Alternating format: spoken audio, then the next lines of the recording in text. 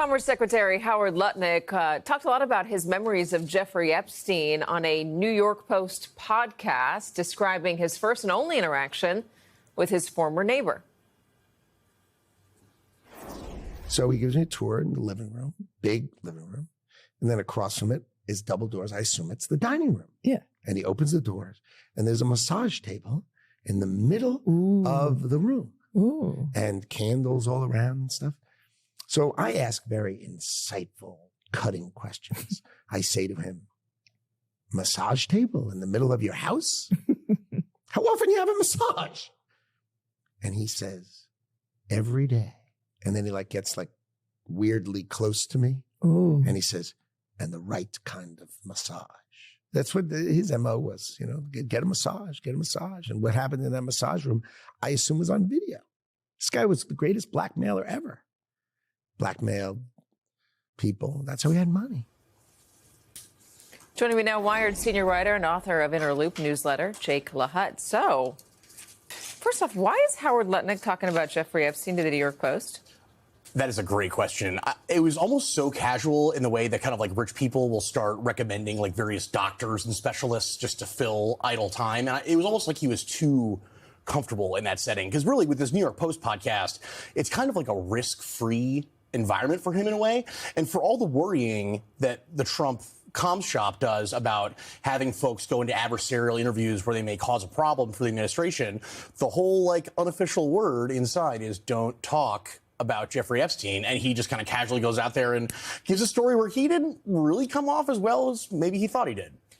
Has there been any reaction from the White House? No reaction from the White House. I did text around with some sources about this. Didn't get much. I did get a facepalm emoji. So, that's fun. Okay, so why is it so surprising that he would come out and talk about Jeffrey Epstein? I guess, what's the reason for him to do it, other than maybe some form of virtue signaling that, unlike people who have shown up in the subsequent files that have come out, like a Peter Thiel or a Steve Bannon who are hanging out, or at least were scheduled to hang out with him later, he, was swearing off Epstein from the beginning. I really don't know. And this is the thing with Lutnick is it's hard to get people in the administration to really talk too badly about him, but he's definitely gotten on some nerves, and he is not everyone's cup of tea. So the Epstein stuff has been something that the White House and Republicans have tried to suppress. Broadly speaking, Republicans, after, fomenting and riling up their fan base for so long about, we're going to release the Epstein files, we're going to show you everything that's there. This seems like it comes in and throws another very scintillating detail into the conversation, that Epstein has videos and that's how he made his money. So, where did that money go? Come from? Who was paying him? Where are those videos? Is this the sort of thing that's beginning to bubble up on social media now? Yeah, and that's the thing, is we have known that Jeffrey Epstein obsessively filmed so many rooms of these properties since this scandal began to unfold. I don't know, back in, we're talking 2017, 2018 at that point, where this was already a point of fascination. And it's just a complete unforced error for Lutnick to be bringing this up when there have been a couple of... Is it an error, or is there something there that people are going to want to hear about? He says he thinks those videos were traded in for Epstein's sweetheart deal with prosecutors.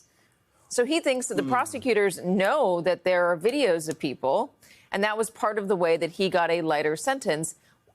Have you seen this bubble up online? I know there are so many fervent people out there who are demanding more on the Epstein files. Is this putting some chum in the water for them? I think it is putting some chum in the water. I have not seen any, major accounts that tend to drive the conversation about this on the right seizing up on it. That's surprising. Well, I think you don't want to be hurting the home team now, Katie, do you? So that's one reason. But, the other is just that there have been some unifying moments that the Trump base has been able to kind of rally around. The shutdown is maybe a less, enthralling version of one, but you can still rally around the team there.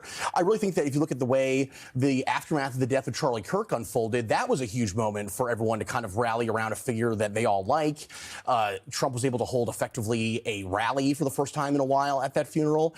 But yeah, Lutnick here is just opening another can of worms, and we keep seeing these self-owns until morale improves type moves. And I really don't know what to make of it this many months in. Is this going to come up again once Congress is back in session and they have to swear in Representative Grijalva, who just won her special election? Yes, absolutely. And once that vote pushes over the threshold, unless the Trump White House can successfully peel off a Lauren Boebert or a Nancy Mace or someone else, wouldn't put it past them, especially with someone like Mace. She's going to want that Trump endorsement in the South Carolina governor's race. And I would pose the question, is she willing to trade that for the stance that she's taken on her word for the victims? All right, Jake LaHutte, thank you.